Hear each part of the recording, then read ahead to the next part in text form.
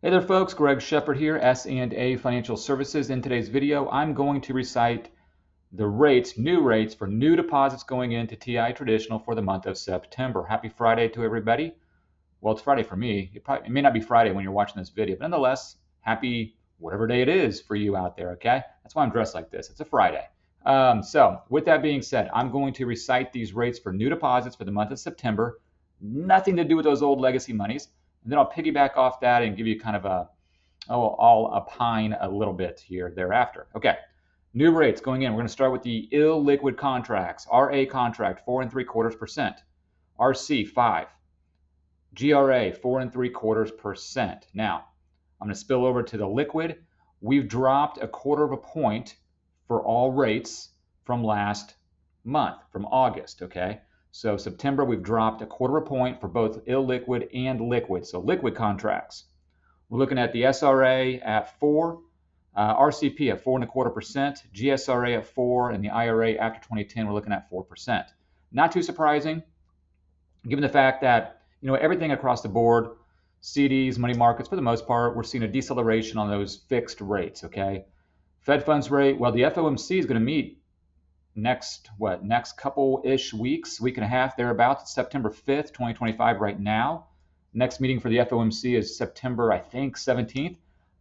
80 some odd percent chance they're going to lower that rate by 1/4 point, if not 50 basis points. Okay, now that's just my kind of opinion. So it's not too surprising that you're seeing these rates kind of decelerate lately and probably going into 2026 as well. So not great news for those of you doing that 120-day restoration rule. I've been saying this for months, that you're probably at the tail end of it.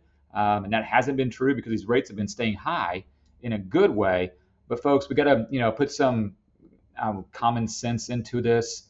Everything fixed is most likely going to decelerate going into 2026, whether that be CDs, money markets, cash yields, and so too probably new deposit rates for TIAA Traditional. I don't know that to be fact, but the writing's on the wall. We're going to see probably a deceleration for new deposit rates going into 2026. So reality's starting to set in a little bit.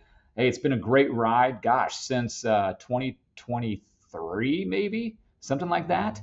So there you have it. Okay. Also, one more snippet I'll give you here. I'm producing new podcast. So I'm going to throw that down, not this video, but for future videos. We haven't launched it yet. Keep your eyes and ears out for this new podcast. I have an old podcast out there. I haven't done a recording for probably a year. I hooked up with this new producing company that's going to professionally produce these podcasts, more so than just little old me here in Kansas City producing it.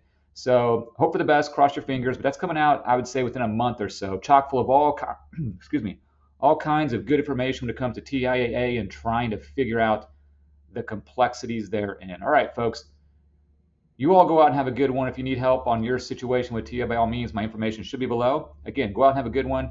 Take care. Bye-bye.